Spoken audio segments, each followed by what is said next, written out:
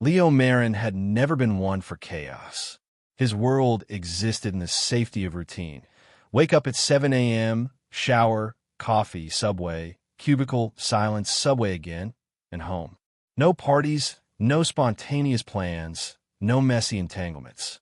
He wasn't lonely. He was comfortable. At least, that's what he told himself.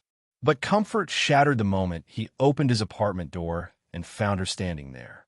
She didn't knock. She didn't break in. She was just there, inside. Tall, with skin that shimmered like silver mercury and hair that hovered slightly above her shoulders as if defying gravity. Her eyes were impossibly wide, with galaxies swirling inside irises that seemed to study Leo down to his atoms. "Hello," she said, in a voice that sounded like 1,000 whispers echoing through crystal. Leo blinked, dropped his grocery bag, and instinctively stepped back. "I mean no harm," she added quickly, raising her hands in a gesture that could only be interpreted as peace. Leo didn't scream. He didn't run. Instead, he did what he'd always done when something unexpected occurred. He froze. "I am Ori," she continued. "I came to observe you." Leo's voice returned slowly. "Observe me? Yes. Your biology. Your behavior.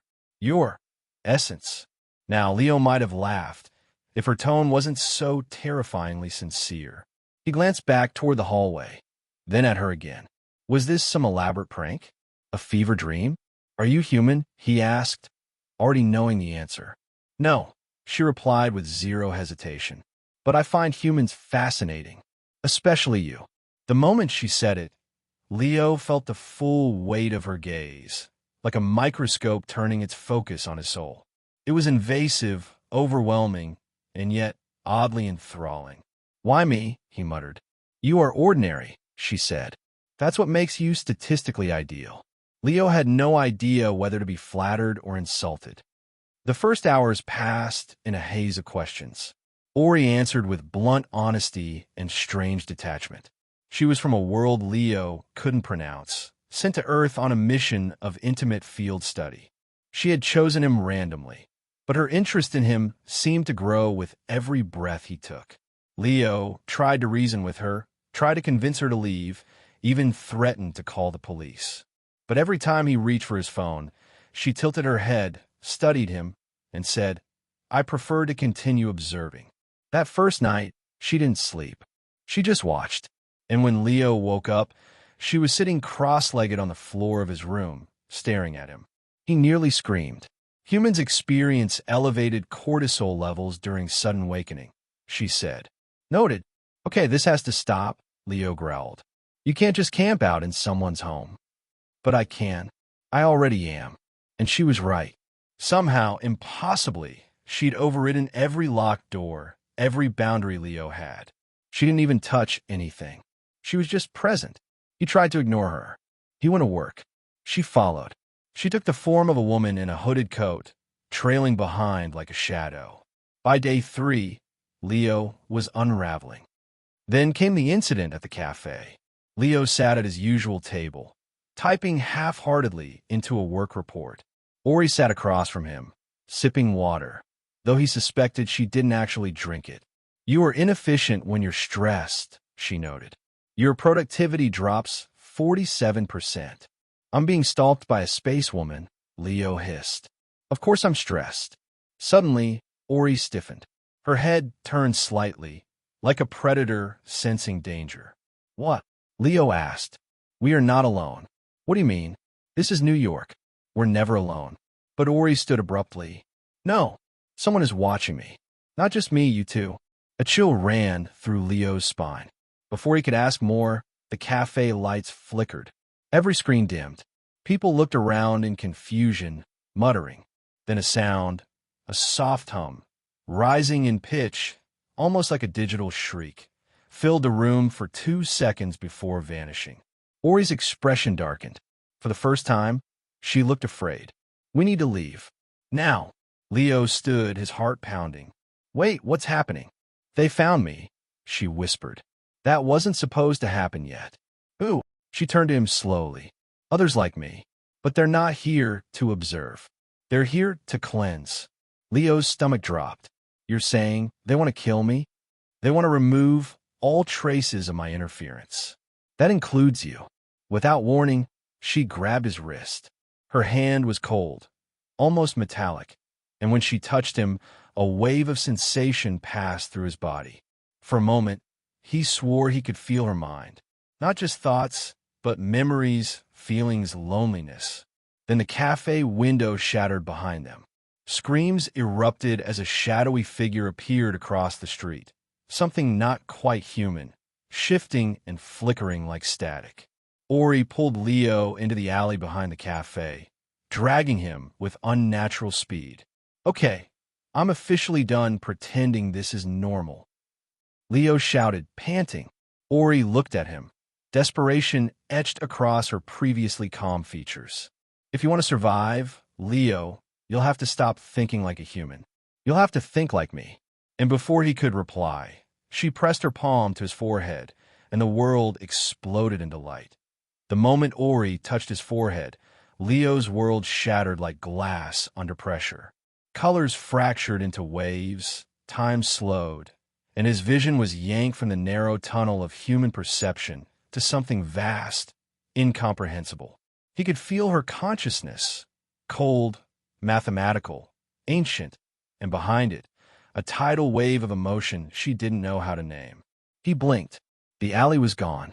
They stood in a dimension that bent in impossible directions. Buildings floated sideways. Time felt nonlinear, and Ori's hand still held as tightly. What is this? Leo gasped, falling to one knee. Where are we? In between, Ori said calmly. A transitional rift between your physical space and a pocket of compressed quantum distortion. Think of it as hiding in a crack between moments. You broke time. I bent it, she said. Only for a moment. We can't stay long. They'll trace the echo. Leo looked up at her, struggling to breathe. His heart thundered. His thoughts raced.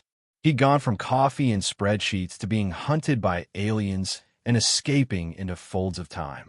I'm not built for this, he muttered. No human is, she said. But I chose you for a reason. Leo frowned. You said I was ordinary. Ori looked away, her voice suddenly softer. I thought you were, until I started to feel. When the distortion collapsed, they landed back in reality, but not the same place. This time, they were in Leo's apartment, or rather, a fragmented version of it. The lights flickered erratically, as if the walls themselves were unsure they existed. Every clock read a different time. Ori turned toward him, her body tense. They will come through any moment now. We must prepare. For what? Leo asked, still trying to steady his heartbeat. Ori paused, then walked to the center of the room. She extended both hands, and from her palms, a glowing hexagonal construct formed, hovering midair. It rotated, displaying unfamiliar constellations and fractured data streams. They are enforcers from my origin world. They cleanse anomalies. I became one the moment I developed an emotional response to you. Leo stared at her. Wait, you're the anomaly?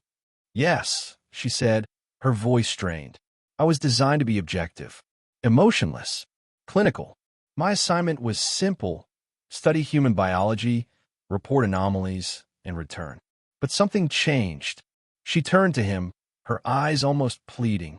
You changed it. Leo couldn't tell if it was admiration or terror growing in his chest. You started to care? I don't have a word for what I feel, but it's no longer scientific. And before he could respond, the wall behind them exploded. From the dust emerged three beings, like Ori, but devoid of any warmth. Their skin was darker, reflecting no light. Their eyes were blank, expressionless. They moved like shadows made real, each step silent, calculated, final. The lead one spoke, its voice like static inside Leo's head. Unit Ori 9, you have deviated. Return immediately or be neutralized. Leo instinctively stepped in front of her. You're not taking her. The entity paused. Then it looked through Leo, its voice laced with disdain. Irrelevant biological interference. Remove. A bolt of pure white energy shot toward Leo, but Ori moved faster. She grabbed his shoulders and the air around them bent. The blast struck an invisible shield, scattering like raindrops across glass. "You will not harm him," she growled. Her voice, it wasn't cold anymore. It shook with rage. "Your attachment is a virus," one of the enforcers replied. "We will burn it out." And then came chaos. The room turned into a battlefield. Light fractured. Time loops blinked into existence, then collapsed. Ori fought like liquid lightning, her form shifting, phasing, countering every blow with movements too fast for human eyes. Leo dove for cover, watching with awe and horror. She was beautiful, not just in appearance, but in the way she moved, like poetry rewritten as war. But she was outnumbered. Every hit weakened her shield. Every second drew them closer. Leo couldn't just sit there. He spotted her hexagonal construct, still spinning in the air. Something pulsed inside it, something alive. Without thinking, he reached into it. Pain exploded through his hand, and then through his mind. Information poured into him. Alien code, memories, coordinates, emotion. A scream tore from his throat, but he didn't stop. Suddenly, the room pulsed with light, and the enforcers froze.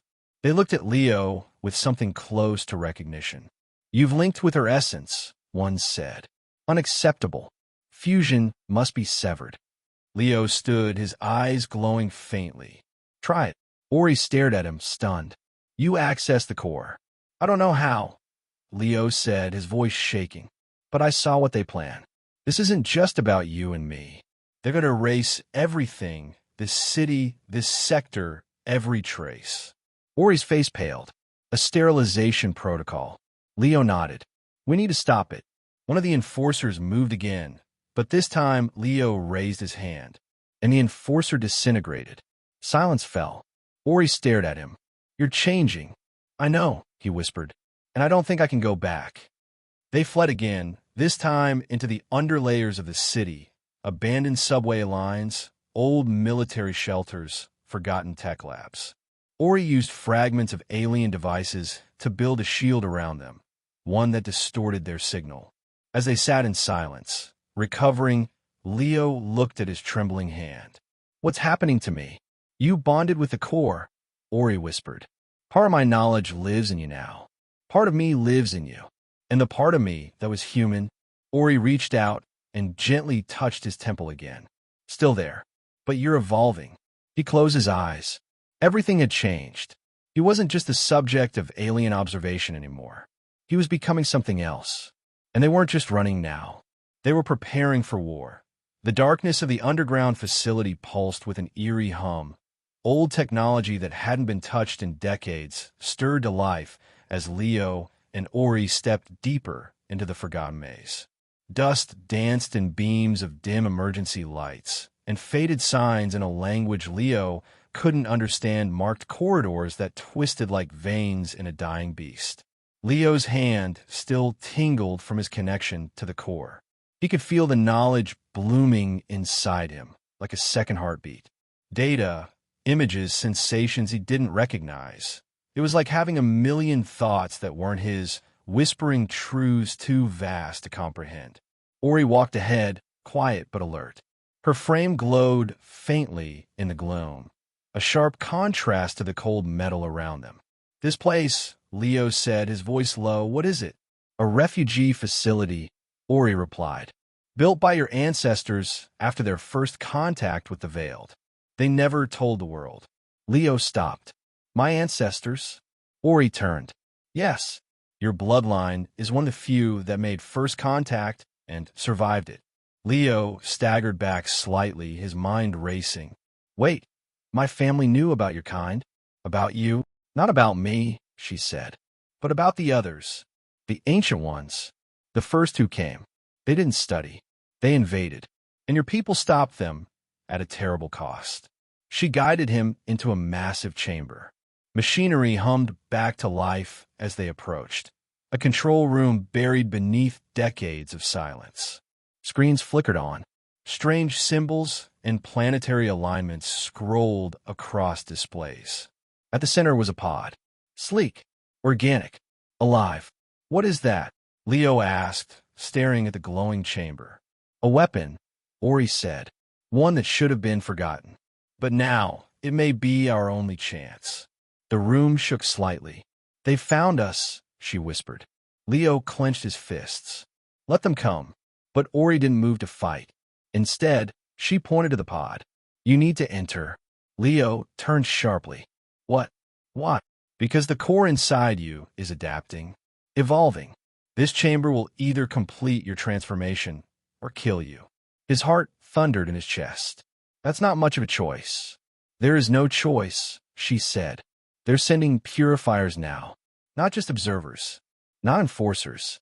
These things burn timelines, Leo. They won't just kill us. They'll erase our entire existence. Leo stepped toward the pod, breath shallow. The surface of the pod shimmered as he approached, sensing him. I'm scared, he admitted. I am too, she said softly. He turned to her. If I go in there and something happens, what if I don't come out the same? Ori walked to him, slowly. She raised her hand, brushing his cheek gently. You won't. Leo blinked, caught off guard. You'll come out stronger, she whispered. Or not at all. And with that, the pod opened. Inside, everything changed. Leo wasn't in the chamber anymore. He was standing in a vast field of stars, surrounded by billions of flickering lights, each one pulsing with memory, thought, and power. Then he heard it. A voice, his voice, but deeper, distorted, echoing with 1,000 versions of himself from infinite possibilities. Who are you?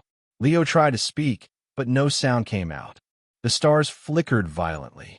You are the anomaly now, the voice said. The vessel, the bridge. What do you mean? Leo thought. A vision burst before him. Earth crumbling, cities vanishing, time collapsing into a single frozen moment. And at the center of it, arms stretched wide, holding the collapse at bay. Behind him stood Ori, her hand on his back, eyes wide with trust. You are not just human anymore, the voice continued. You are convergence. Meanwhile, outside the pod, Ori faced the impossible. The purifiers arrived without sound. 3 glowing orbs descended from the ceiling, and from each emerged tall, multi-limbed creatures with masks made of shifting light and bodies of tangled crystal and shadow. They didn't speak. They sang. A haunting tone echoed through the chamber, shaking the walls, warping the air. Ori stood her ground, drawing a blade of vibrating matter from her wrist. The hum of the purifier's song clashed against her aura, causing waves of energy to ripple across the room. They attacked. Ori moved like starlight, each motion fluid, graceful, deadly. She sliced through the air, deflecting their pulses with barriers pulled from broken dimensions.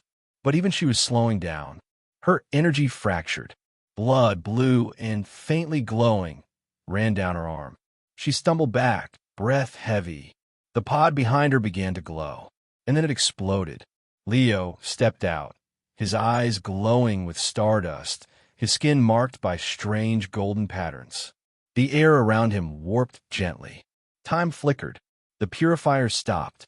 Leo raised a hand, and the ground cracked open beneath the attackers. Space folded around his gesture. One purifier screamed as it was crushed under the weight of collapse time. Another was yanked backward into a wormhole of light, vanishing without a sound. The third lunged. But Ori moved first. She leapt forward, slicing clean through it with her final burst of strength. The creature collapsed in a twisted spiral, dissipating into ash. Silence. Leo caught her before she hit the ground. Ori, he whispered. She opened her eyes, weak but smiling. You came back. He held her tight. I told you I would. Later, as they rested in the ruins of the chamber, Leo stared at the stars through a cracked ceiling. I saw everything, he said. So many versions of myself. So many paths. So much destruction. Ori looked at him. And what did you choose? He turned to her, his hand finding hers. I chose US. And far above, beyond the clouds and stars, the Veiled watched. They had underestimated Leo Marin. They would not make that mistake again. the silence that followed the battle was deceptive. The ground beneath the ancient facility continued to tremble with distant pulses, like a sleeping giant stirring beneath them. Leo stood at the edge of a fractured console, his eyes glowing faintly with golden traces, his breath steady but charged with unseen power. Ori lay nearby, recovering, her wounds sealed by a biotic patch she deployed. Her expression was calm, but her eyes held something deeper. Fear not for herself, but for Leo. You shouldn't have survived that transformation, she said softly. I didn't, Leo replied, almost absently. Not the version of me that entered the pod. Ori sat up slowly, watching him. Then who are you now?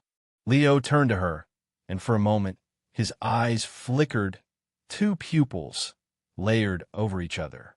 One human, one not. I'm still me, he said. But now, I remember things. I see things. Fractures in time. Moments that haven't happened yet. Versions of you and me that never met. And something else, something coming. The air grew colder.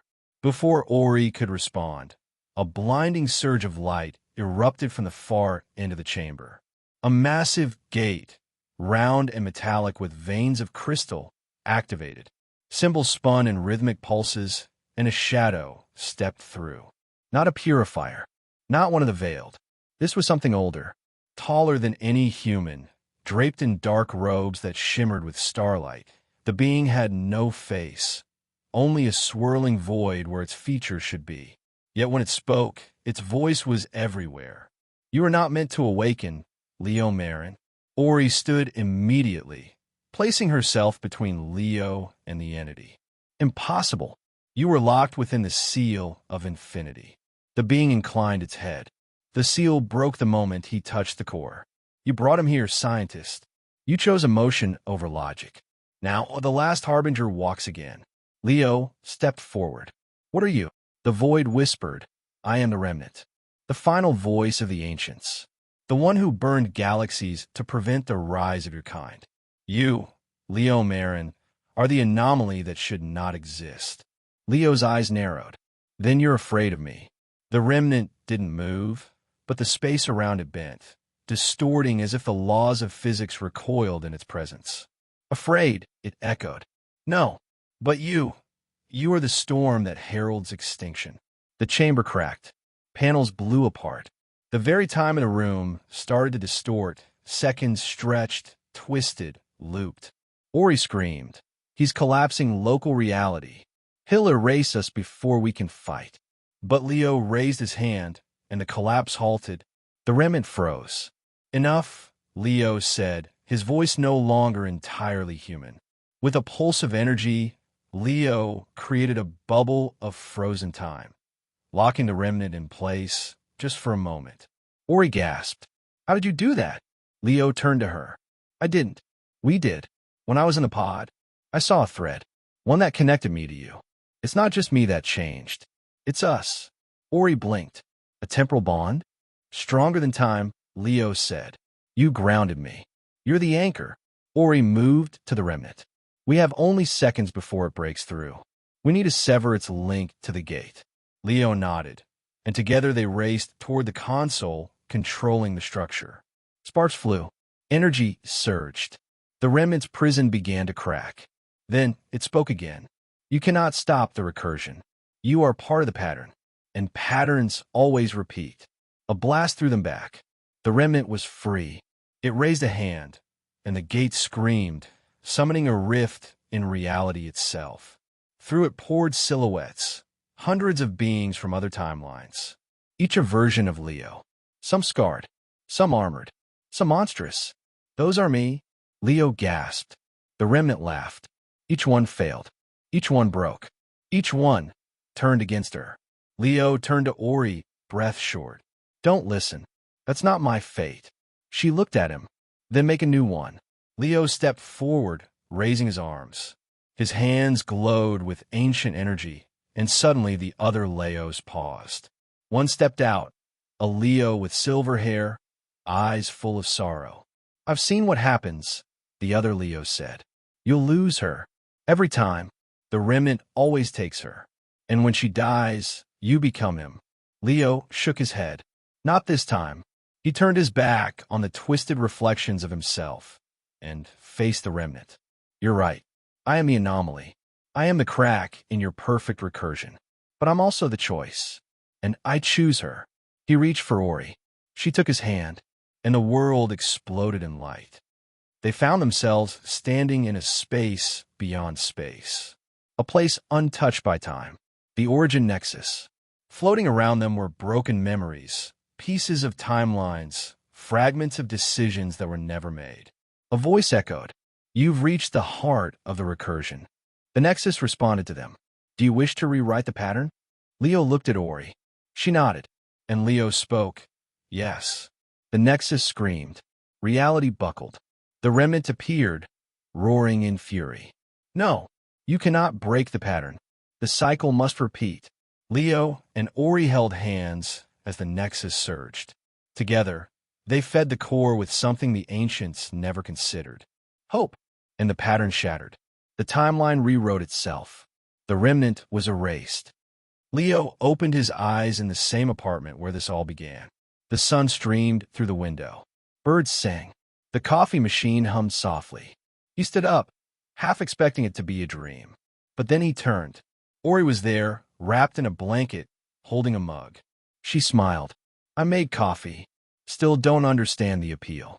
Leo smiled back, walking toward her. "Trust me, it's an acquired taste." She handed him the mug. "So what happens now?" Leo sat beside her, wrapping an arm around her shoulder. "Now, we live. We build. We figure out what the hell this new reality even is. And if the veiled return." He kissed her temple. "Then this time, we'll be ready." The world had changed. No one else could see it. Not the baristas serving coffee, not the pedestrians crossing crowded intersections, not even the analysts who monitored the night skies for anomalies. To them, everything was normal. But Leo and Ori knew better. They remembered. The timeline had been rewritten, but not erased. Beneath the skin of this peaceful earth, echoes of battles fought in twisted dimensions still lingered like shadows burned into stone. They lived in a world that didn't know it had been saved, and the silence it offered felt unnatural. Leo often sat on the rooftop at night, staring into the stars, not for wonder but for signs.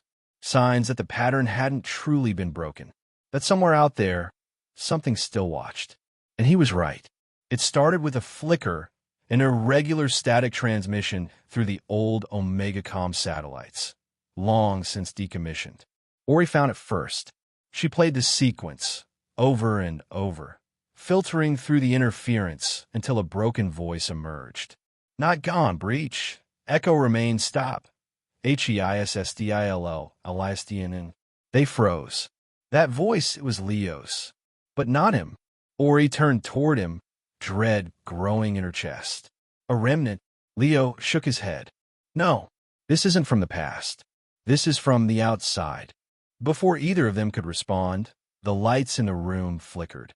Time shifted. The air snapped, like a rubber band breaking in reverse.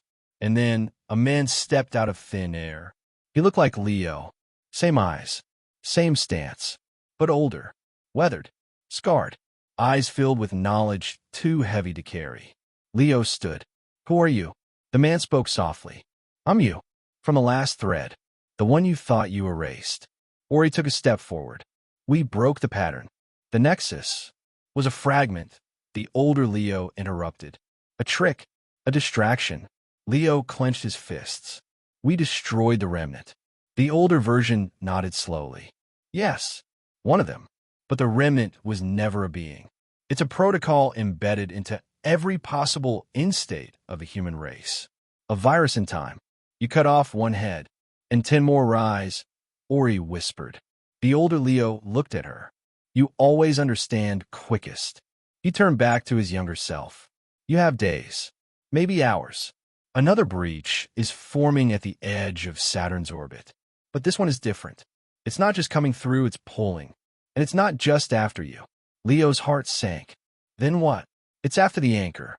Ori, the older version, placed a device on the table. A a silver sphere with pulsating veins of light. This is the Ascendant Drive. I spent my entire life building it. You only get to use it once. It can rewrite one fixed point in time across all timelines. But it requires a source. He looked directly at Ori. Leo stepped between them. No, you're not touching her. But Ori placed her hand on Leo's arm. Let him finish. The older Leo looked at them with tired eyes. You don't understand. It doesn't erase her. It amplifies her, splits her existence across every possible dimension, turning her from an anchor into a beacon. A constant. One fixed point they can never infect. Ori stared at him. And what happens to me in this timeline? You stop being here, he said gently. You become everywhere. Silence filled the room. Leo looked at Ori. His voice cracked. There has to be another way. She gave a small smile. You once told me we were stronger than time, that we rewrite destiny. Leo's eyes brimmed with tears. I didn't mean this. Ori turned to the Ascendant Drive. You said it only works once? The older Leo nodded. Yes. Then we better make it count. She picked up the device. Leo stepped forward, pleading. Ori, please don't. We can fight this together. She placed her forehead against his. We are fighting it. This is how I help us win everywhere. Leo's hands trembled as he held hers. Don't go. Ori whispered. I'm not going. I'm becoming. And with a press of her thumb, the device activated. Light engulfed the room. The building shook. Reality bent. And then she was gone. 6 months later, the skies over Earth shimmered nightly now. Some called them auroras, others anomalies. Scientists offered theories, but Leo knew the truth. She was watching. The breaches had stopped, not slowed, stopped. The remnants' echoes no longer infected timelines.